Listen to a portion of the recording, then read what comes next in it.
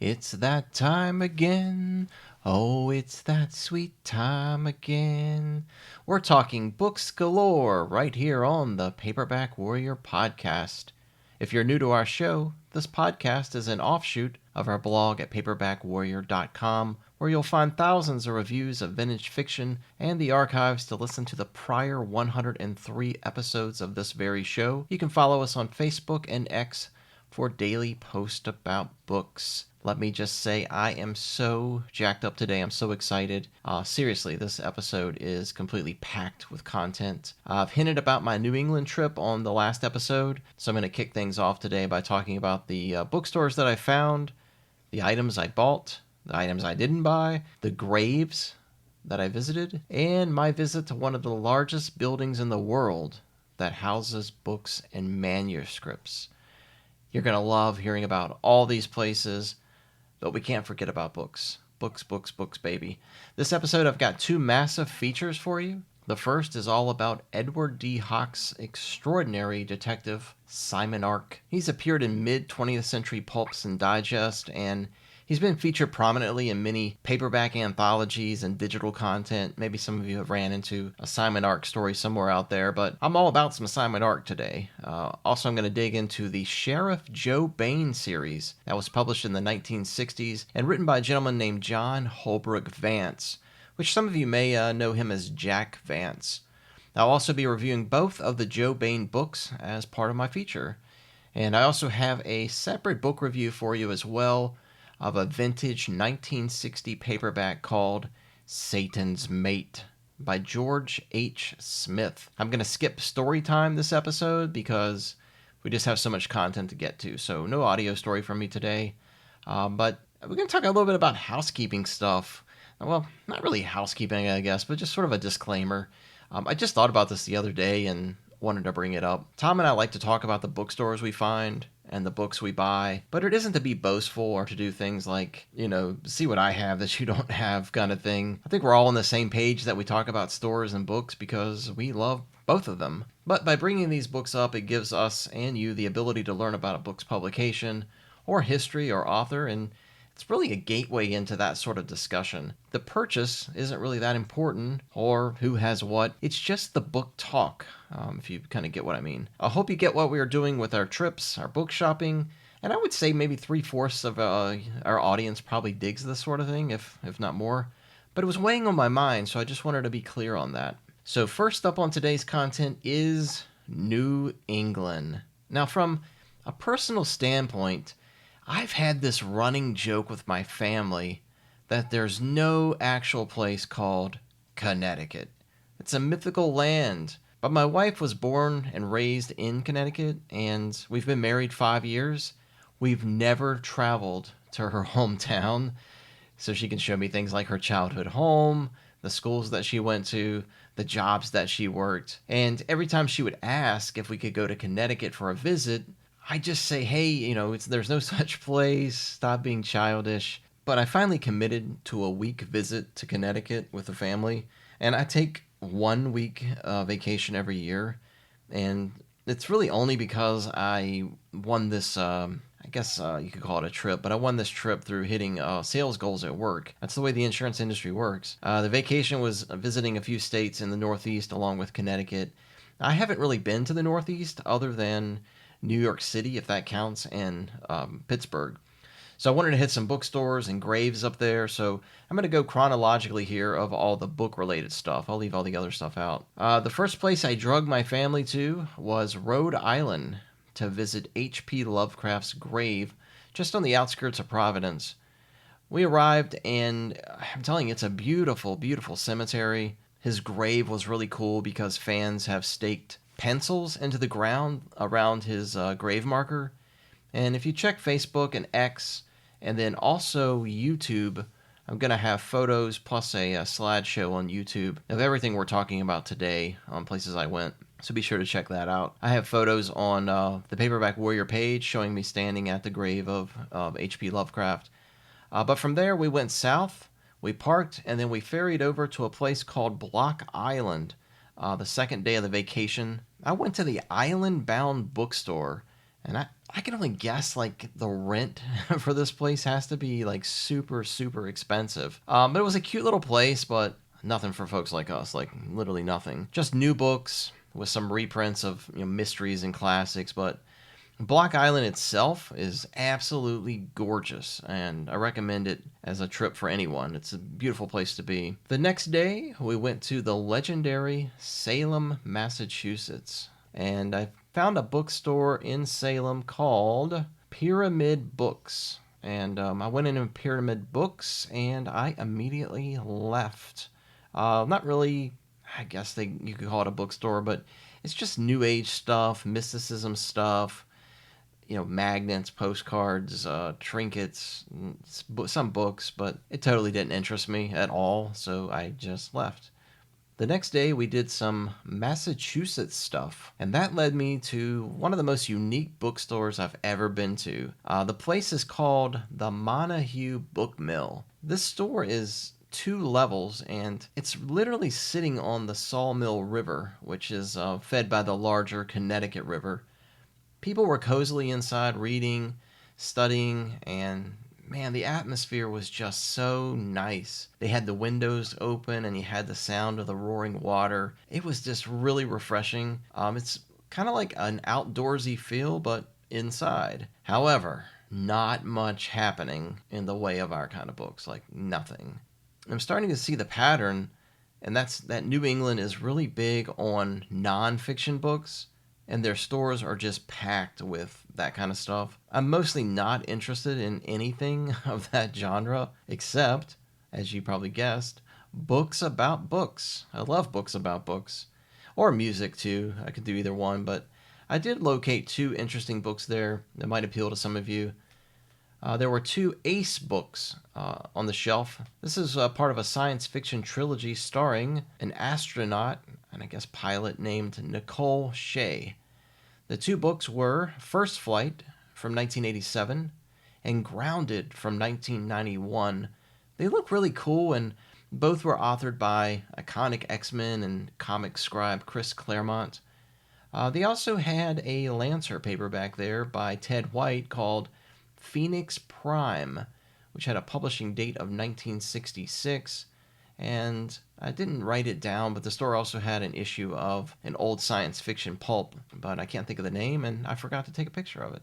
Next, after that bookstore, we continued to travel north up into Vermont, and we traveled to a place called Brattleboro, and it's a weird place. Like, it's a really weird place. And we only stopped there because on the map, it's like literally the only city that we came to after driving like 25 miles into Vermont. That was the first place that popped up. So we stopped there. I had looked and saw that there was a couple of bookstores there, so I was happy to stop in. But I don't know I don't know if anyone has been to Brattleboro, but it's a weird place. I just didn't get a good vibe when I was there, and you kind of pull in and there's all this political stuff, like all of their agendas and their opinions, and which is fine, but I mean, it is everywhere and it's overdone. And there were a couple people tweaking on drugs there on the sidewalk. And keep in mind, I've got my wife and I've got 3 kids with us, and it wasn't a great place to be, but I wanted to just check out the bookstores real fast and then get the heck out of there.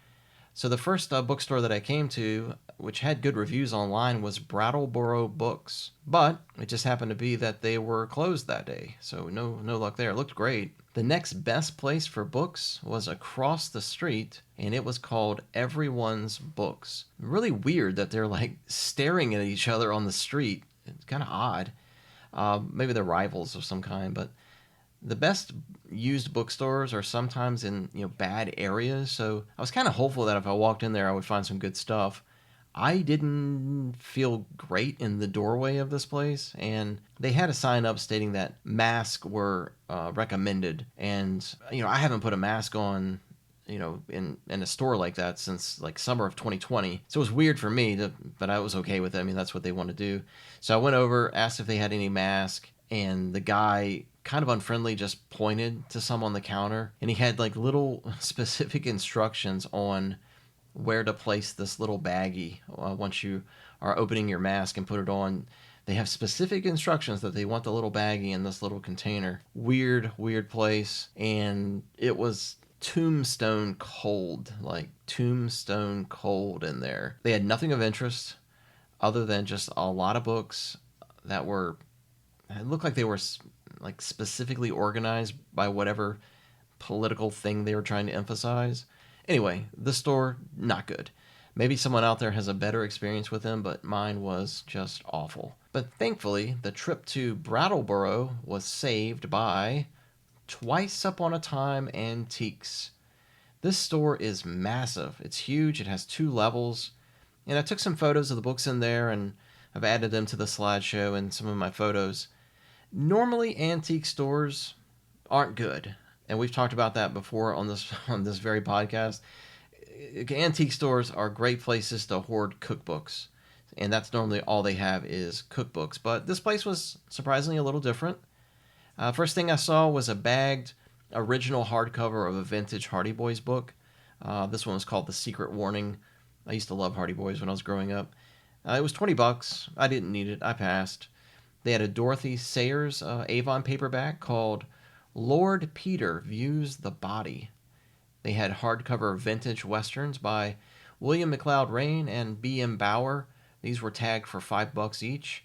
There was a neat-looking vintage hardcover by Fran Stryker called The Hidden Stone Mystery, which I think is an installment in the Tom Quest Adventures series.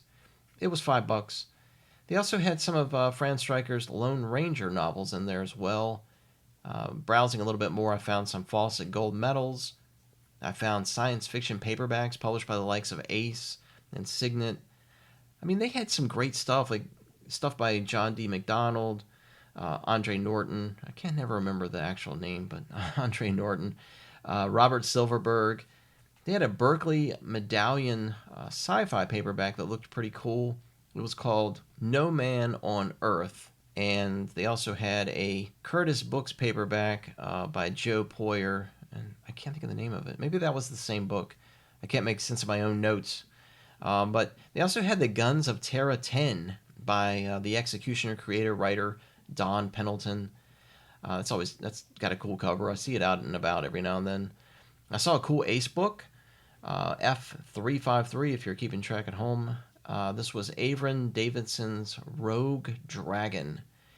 Also, they had a really cool collection of audio CDs. Remember CDs? Remember CDs? I'm so old now that CDs are outdated.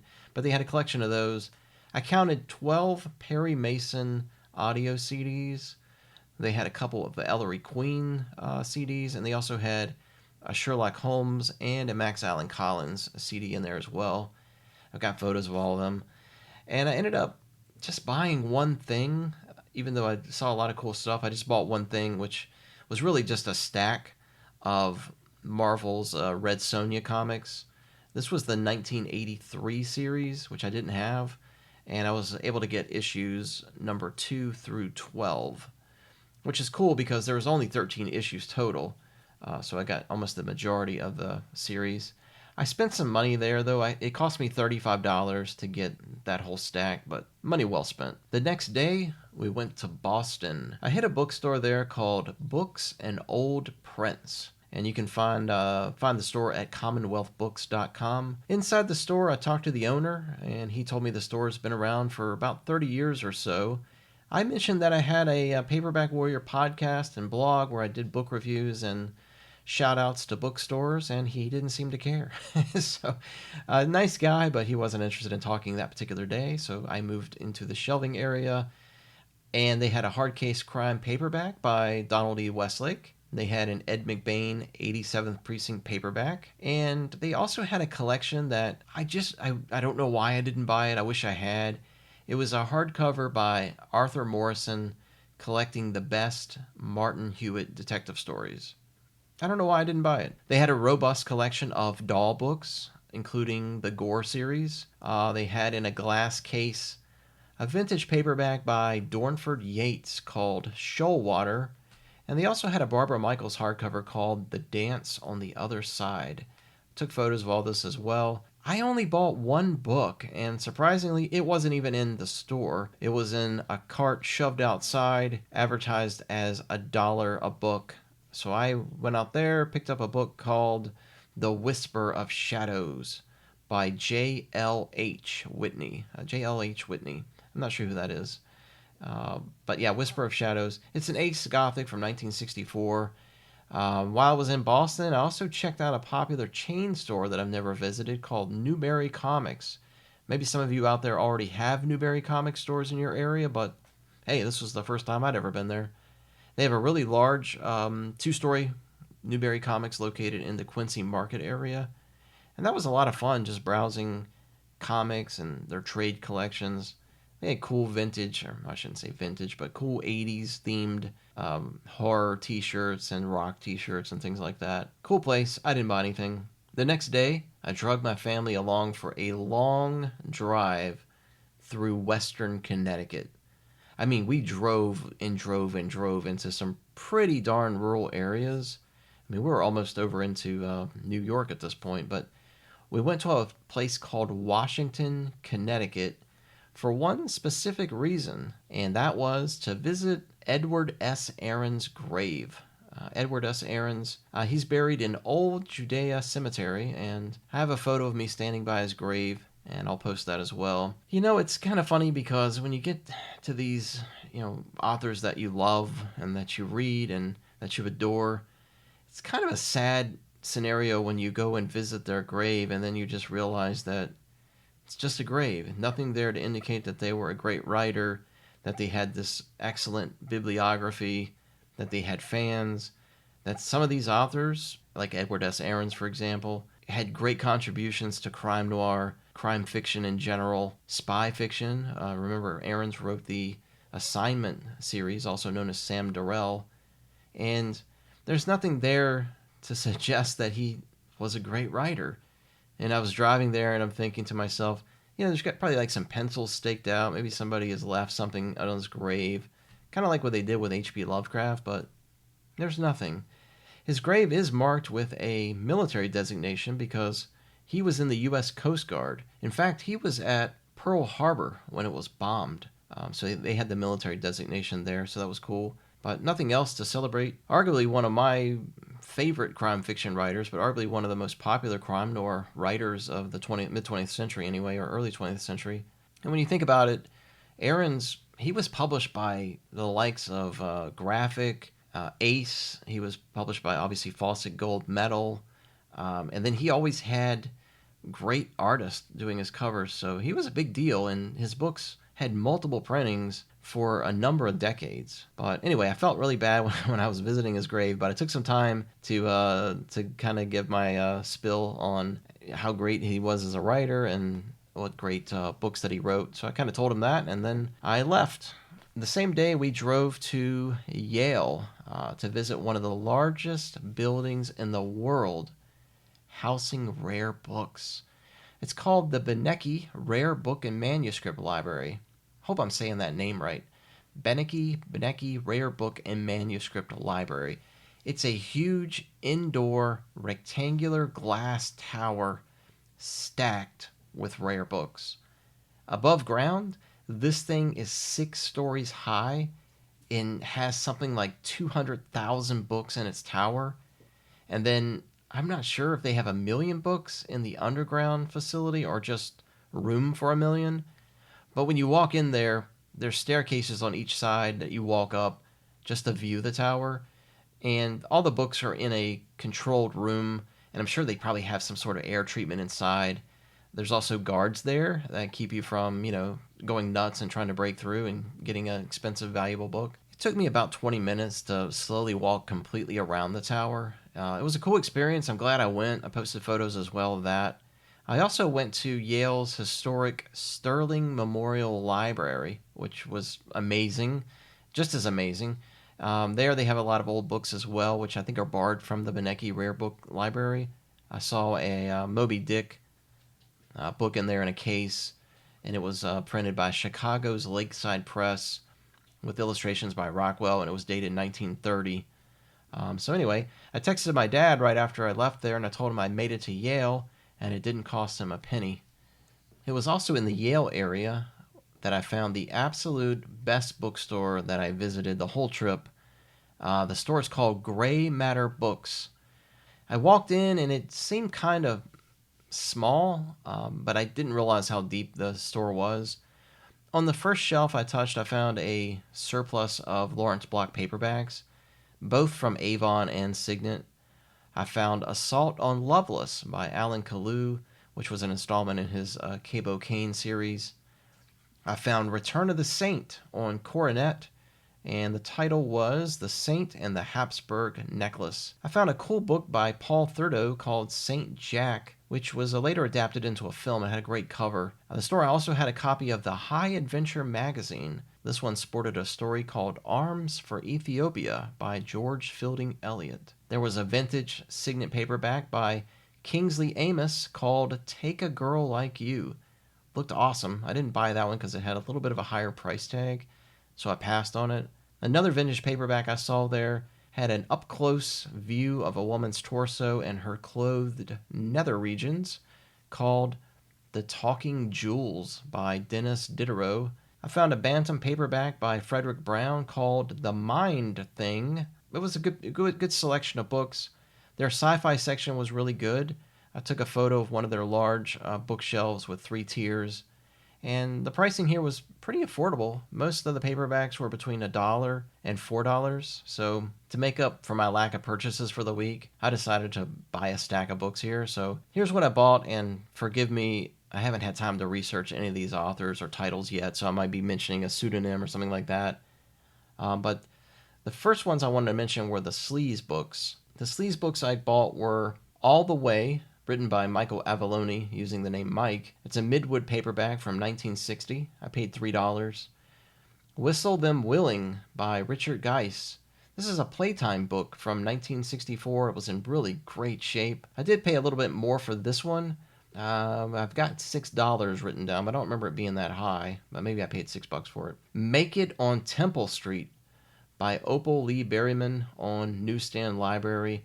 They were a popular publisher that produced sleaze-looking books, which we'll get into a little bit later, but that one was from 1961. I paid $4. Another Newsstand Library book called Sex is Like Money by T.A. Maschke from 1931, $4. Another Newsstand Library book called Satan's Mate by G.H. Smith from 1960. I chose to start reading this book at the airport, and I finished it, so I'm going to review this book on this episode. And I found a crime fiction book called The Cleanup by Joe Barry on Handy Books, a publisher we discussed a few weeks ago. And that one was from 1947, and I paid $3 for it. The science fiction genre, I picked up Killer Pine by Lindsay Gutteridge, which was on Panther Books from 1973. This is part of the Ace Micro Agent series. It's an installment in that title. I think I paid $3. October the 1st is Too Late by Fred Hoyle. That's a Fawcett Gold Medal book. 1970, I paid $1.50. Survival World by Frank Belknap Long on Magnum. 1971, $1.50. And then in the adventure section, The Beach of Falaise by Dylan Thomas on Ballantine Books in 1965, $2.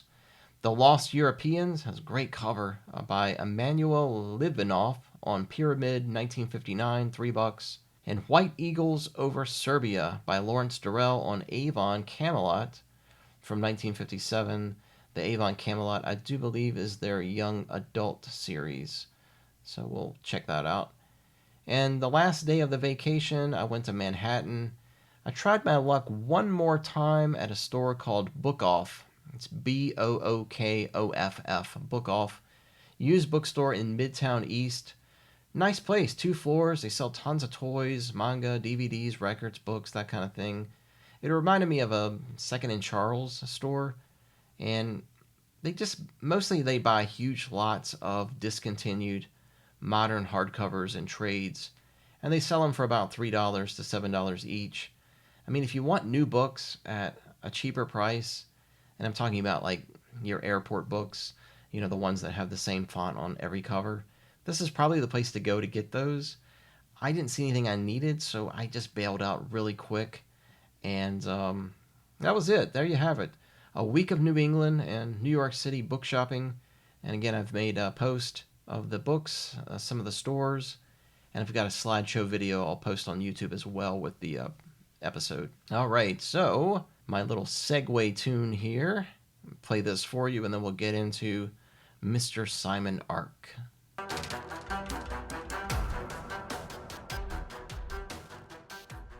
Okay, hot tea is on my desk, and I'm ready to talk about Simon Ark. Now, this guy was created and authored solely by Edward W. Hoke. He was one of the most prolific writers of the 20th century. This guy churned out nearly 1,000 short stories for the pulps and digest. He also wrote a crime novel. He wrote 3 science fiction novels. He wrote a book as Ellery Queen, but really short stories were his game, and he created a ton of characters over his long and successful career. This feature isn't on Hoke because he really deserves his own feature. I think I'll be doing a disservice to him by just abbreviating everything that he's accomplished with his literary career. So we're just going to talk about Simon Ark today. And Simon Ark, he appeared for the first time in the December 1955 issue of Famous Detective Stories, which, if you think about it, was sort of the last remnant of the pulp market. It had dried up at this point. But before we talk about Simon Ark's publication history and appearances and all that good stuff, I want to talk about the character himself. So I'll give you the scoop on the character, how the stories all work. The majority of these stories are presented in first-person narrative by an unnamed narrator. The name of the narrator is never provided throughout the entire series, which I think is kind of cool. In the very beginning, the narrator is working as a reporter, and he meets Simon Ark while investigating this bizarre mass suicide in 1950. It's really cool because Ark is described by the narrator upon this first meeting as, quote, "The man called Simon Ark had advanced closer now, and I could make out his features clearly in the light from my flash. He was not old, and yet his face had tiny lines of age to be seen if one looked closely enough. In a way, he was perhaps a very handsome man, yet somehow I cannot imagine women ever being attracted to him." End quote. To me, that first impression left me feeling like there's something just a little bit odd about this character, just a weird vibe. By the third Simon Ark story, the narrator catches up with Ark after a few years, and they have this cool little exchange where Ark responds to the narrator when asked what he's been up to the last few years. And Ark responds by saying, quote, "There's evil everywhere these days, and it's most difficult to separate the man-made from the more ancient type." End quote. The narrator then says to the reader, quote, "That Ark has been searching for the ultimate evil, searching for the devil himself, and there were times when the look of his face seemed to tell me that he's been searching a long, long time." So throughout the early part of the series, the narrator and the reader gets hints that Simon Ark may actually be over 2,000 years old, and that he's been searching the earth for Satan. So the series works like any kind of Monster of the Week television show you may have seen, like X-Files or Supernatural or Grimm or Kolchak the Night Stalker. And the hints that I'm referring to is that Simon Ark has this vast knowledge of ancient history in a way that suggests he lived during that time. Like, for example, St. Augustine. The way Simon Ark discusses St. Augustine makes it sound like he actually knew him, personally. Ark doesn't seem to show any aging throughout the series, and the narrator often makes note of this. And as the stories go on, we're living the life of the narrator. The narrator changes careers and gets married, and Simon Ark just stays the same. And in later stories, Ark confesses to the narrator that he actually was, I guess I should say, a Coptic priest in Egypt nearly 2,000 years ago. But the narrator obviously doubts this, but he even admits that Ark knows a great deal about weird stuff like Satanism, voodoo, witchcraft, sacred text, archaic religious ceremonies, and things like that. So Ark could be sort of an occult detective. The narrator's publishing firm eventually publishes a book about Simon Ark and his mysterious history, which creates sort of a cult following for Simon Ark as we get into the later stories. While I haven't read this explanation in a Simon Ark story yet, there's a blog called TV Tropes that says Simon Ark was cursed by God because when Jesus was carrying the cross to his crucifixion, he wanted to stop and rest, but Simon Ark, being a Roman soldier, refused him rest. So now Simon Ark is doomed to wander Earth forever, searching for evil. In a way, sort of loosely reminds me of Barry Sadler's Casca series. If I'm not mistaken, I think Casca maybe was a Roman soldier and had pierced the side of Jesus.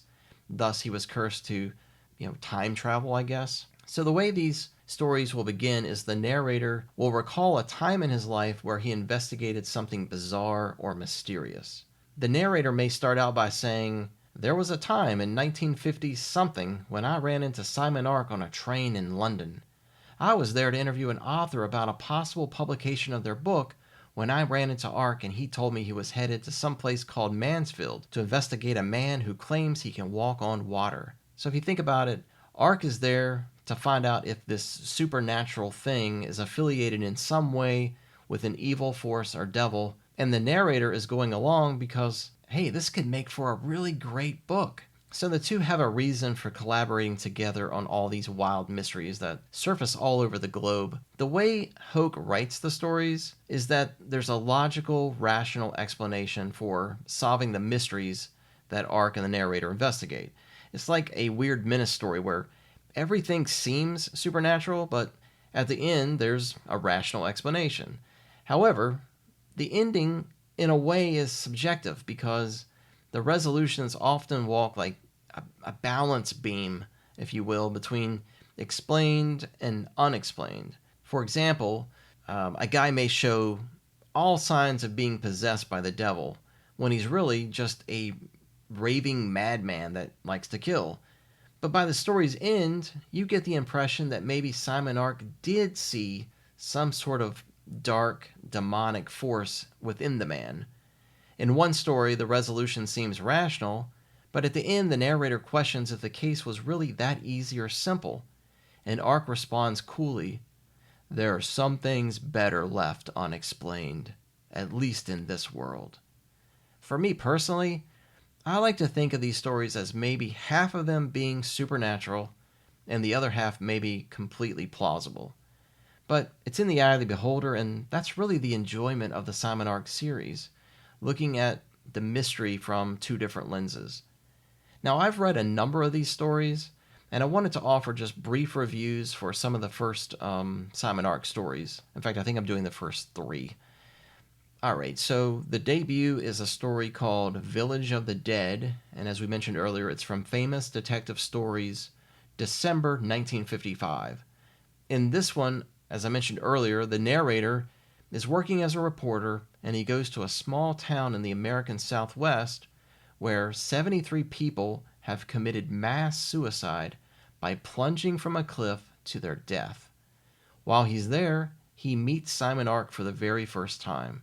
So together, the two team up to discover that this religious fanatic named Exodus arrived in town 2 years earlier and began to transform the community into a new sort of religion. This guy eventually convinces the whole town to commit suicide, and the only reason why is so he can gain the rights to the town's mining industry and all the gold that they've got hoarded in caves and underground.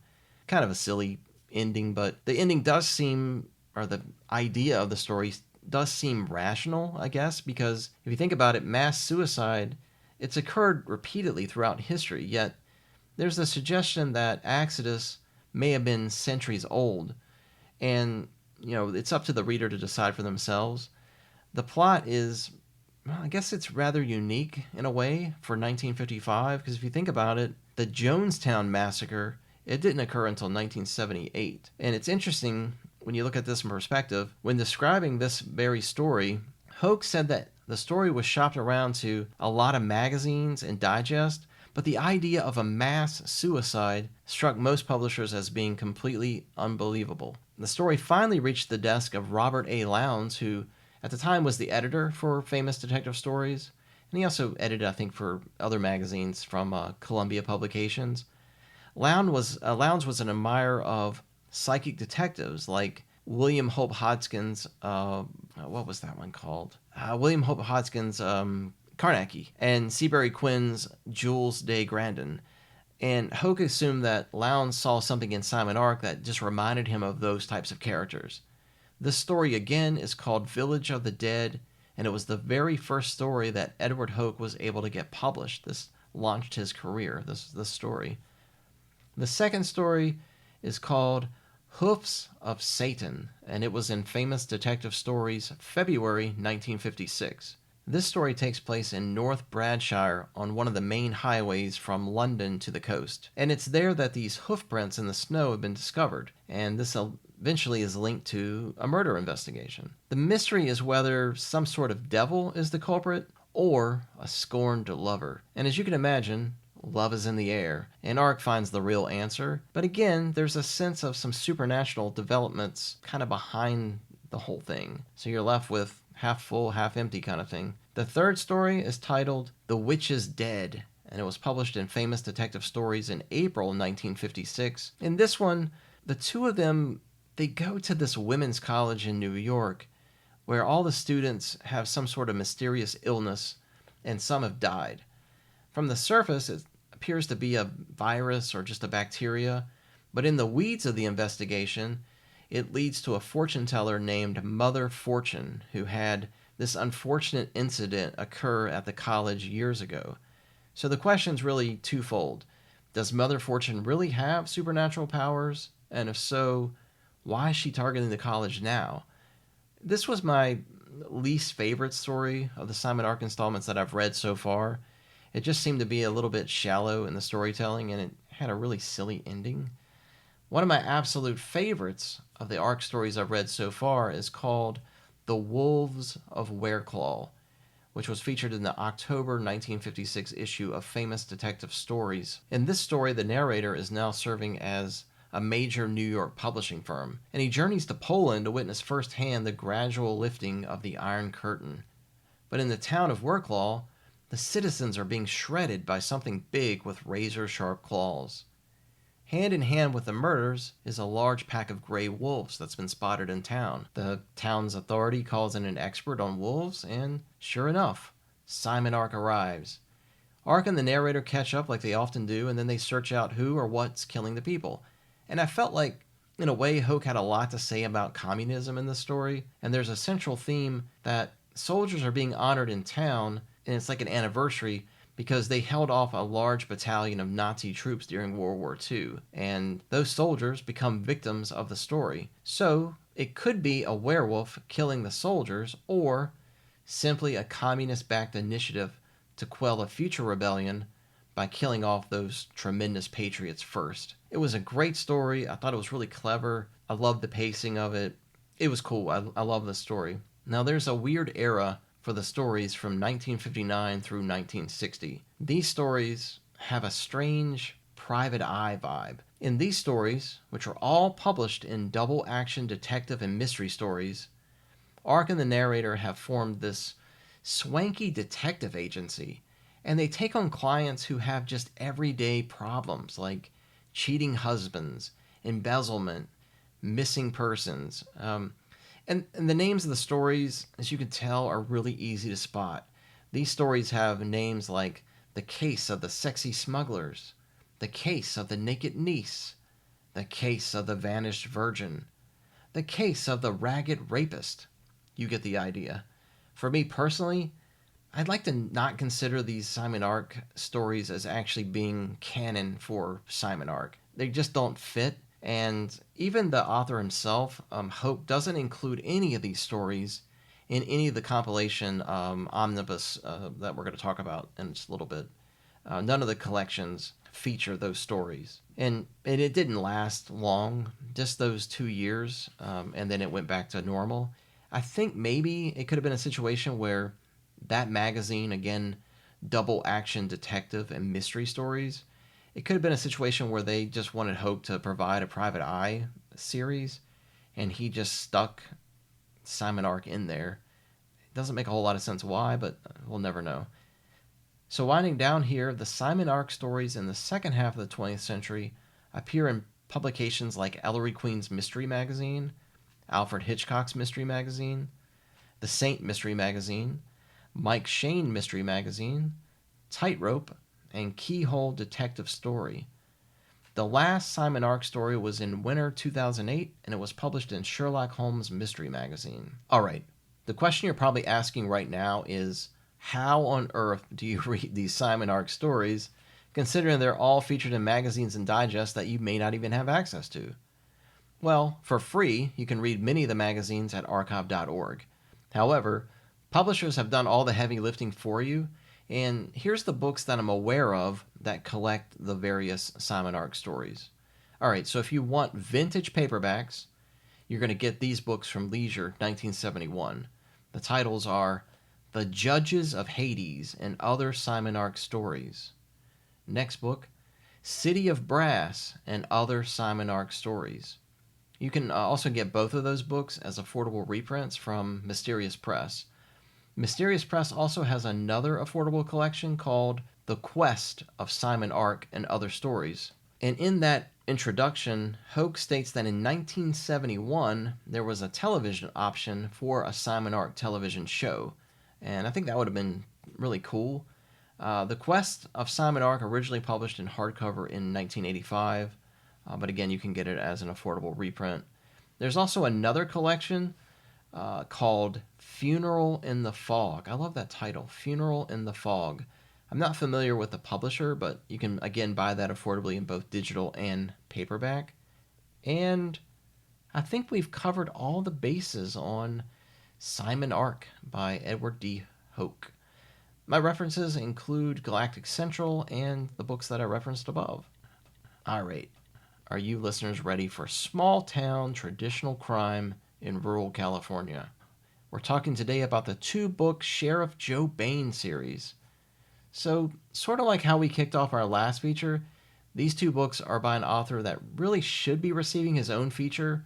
We're talking about John Holbrook Vance, which some of you may recognize as Jack Vance. He was extremely prolific. He authored at least, from what I could count, 9 different series titles in genres of science fiction and fantasy. He also wrote 9 or 10 standalone science fiction novels. He also wrote mystery novels and stories using the name Peter Held and Alan Wade. And he also wrote under Ellery Queen. But kind of out of the blue, he wrote this 2-book series of crime novels beginning with a 1966 book called The Fox Valley Murders. The Fox Valley Murders was published in hardcover by the Bobbs Merrill Company and then as a paperback by Ace. The book is set in a fictitious California locale called Rodrigo County, no such place. The author gives readers a backstory on the Joe Bain character. He was a hellraiser in his younger days. He got into a ton of trouble around town. He joins the U.S. Army right after high school, ends up in Korea fighting in the Korean War. After the war, he's transferred to the military police. He ends up becoming a sergeant, and he uses his GI benefits to attend the Chapman Institute of Criminology, which then resulted in his position as a San Rodrigo County deputy. Now, Bain, he also has an estranged wife somewhere that left him for a musician. So, Bain now lives in this small house with his mom and his teenage daughter. So Bain has some baggage at home. In both of the Joe Bain books, there's always 2 plots happening in each novel. So the Fox Valley Murders, the primary plot, of course, is a murder mystery. In a flashback sequence, readers learn that 16 years ago, a man named Osley was sentenced to life imprisonment for the rape and murder of a middle school girl. Now, during the murder trial, at least a half-dozen residents of the town testified that they saw Osley at the scene of the crime. Now, because of good conduct, he's out of prison and he returns back to town. Personally, if I wouldn't have gone back to my hometown. I'd start over with a clean slate, but this dude's going right back to where he came from. Obviously, nobody in town wants him there, so his appearance is a little bit awkward. The people that testified at the trial, though, they begin to die in all these freak accidents, and everyone's pointing their finger at Osley as being the killer. However, Osley says he's completely innocent of murder back then and now, and he's not murdering anyone, and he just wants to continue on with his life and be carefree. So Bain, he's the man to investigate because he's the interim sheriff, which brings us to the second plot happening in this book. The county's long-running sheriff dies in a swimming accident at the very beginning of the book, so the county makes Bain the interim sheriff until an election can occur to elect a new sheriff. Bain throws his name in the hat to run against this slick attorney that plans on becoming a sheriff so he can transform the county into like a more advanced technology, sort of a technology-based police station, instead of the old-fashioned small-town approach. Bain wants to keep things small-town and simple, and his opponent is eyeing grander things. So Bain is campaigning throughout the book to win the election. And I liked the book, and I loved the Joe Bain character because he's really unique. I hate to say dumb, but he's sort of, for lack of a better term, he's sort of dumb. He's down to earth. He has street smarts, but he's a little bit lax on book smarts. He's not a violent guy, but he can fight. And he's kind of rough around the edges, and he just doesn't have the best social skills. His approach to the detective work doesn't really fall into the typical sleuth. He's just different, and I really like that about him.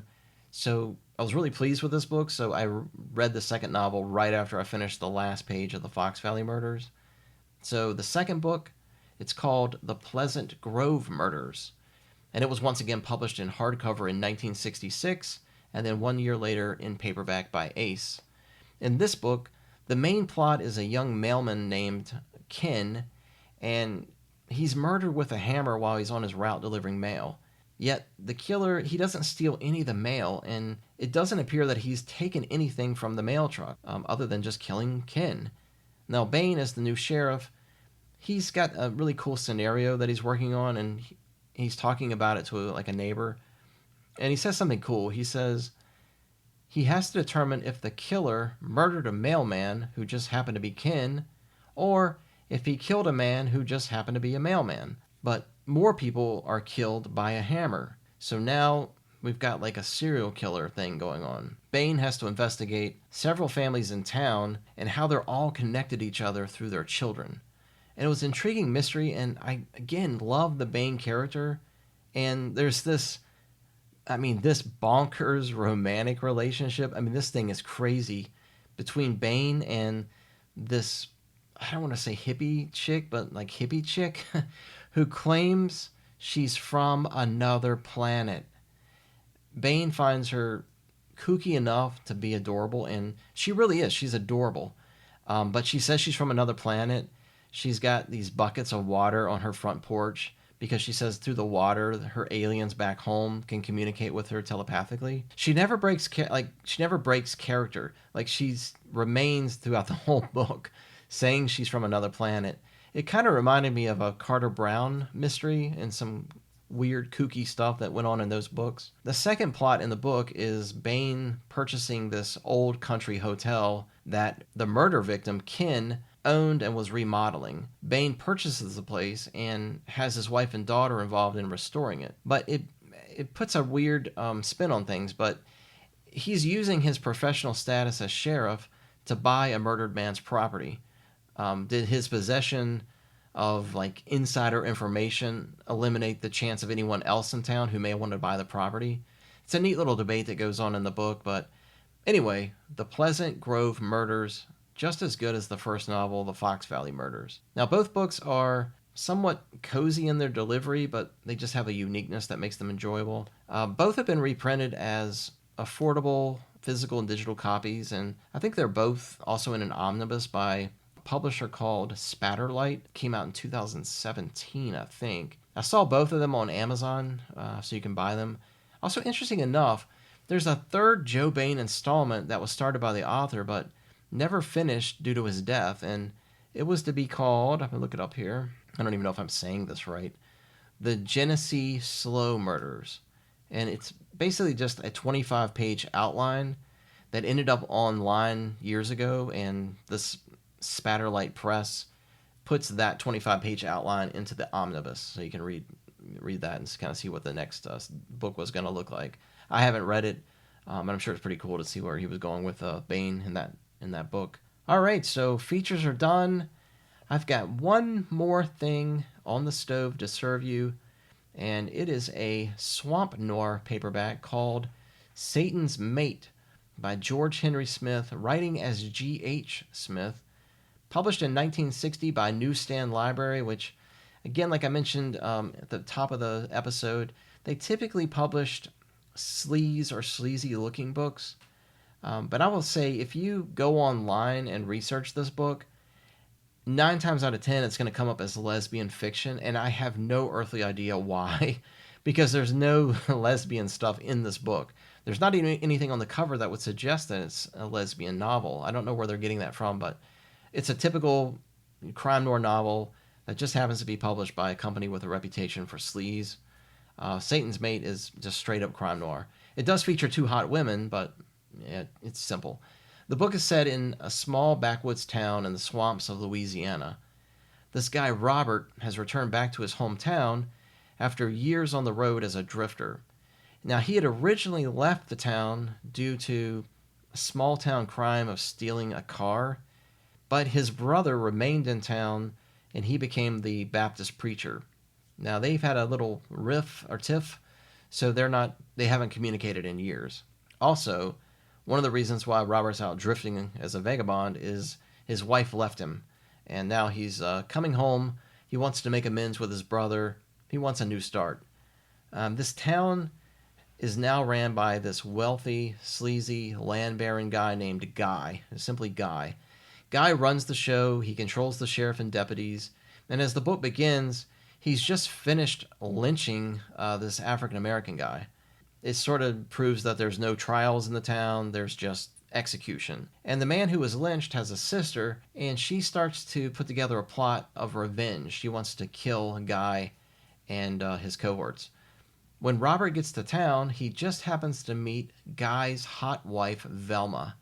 And she's attractive, sex pod, begging for a romp. He's happy to service her needs. So now Velma has become in love with Robert. She's fallen head over heels for him, and she sees him as her meal ticket to try to get out of the town and away from Guy. But Robert just wants to get away from her, and Guy sees the arrival of Robert as the perfect opportunity to kill his political rivals, one of which is Robert's brother, the preacher. So he can kill a few other people that he doesn't like. And this time, in case the FBI comes knocking because we've got people being lynched, killed, missing, he'll just blame it all on the newcomer, Robert. Along the way, there's more murder, and soon the narrative has Robert, Velma, and this other tramp in the swamp trying to avoid Guy and his posse of vigilantes. And they meet these weird allies in the swamp, but mostly it's just a moving story between the chaser and the chased. And it's only 127 pages. So it's an easy, breezy read, quite enjoyable. If you're familiar with swamp noir of that time, like even like Gothic plantation or slave books written during that time, you're going to enjoy this book, but just beware of all the racial slurs of African Americans and Hispanics, like literally every page. And it was just a product of the times and in no way is acceptable now, but unfortunately that's a part of vintage 20th century fiction that we have to navigate through and live with. Again, this was Satan's Mate by George Henry Smith as G.H. Smith. And you got to be careful because there were 3 George Smiths writing fiction at that time. This particular George H. Smith used a ton of pseudonyms. I don't even have the time to decipher all of them on this show. We could spend a whole episode just trying to figure this dude out. But anyway, that's it for this episode. I know it was a lot. As usual, follow us on the blog at paperbackwarrior.com. Check us out on YouTube. I'm trying to do a video a week. We'll see how that goes. But not just the podcast, but also videos about books in my collection, just little tidbits about authors, just putting together video and slideshows, things like that. You can also listen to us on Spotify, Amazon Music, Spreaker, Facebook, X. I'll be back in 2 weeks with another shopping trip that I'm planning to do and some awesome features for you. Thanks for listening, and farewell for now.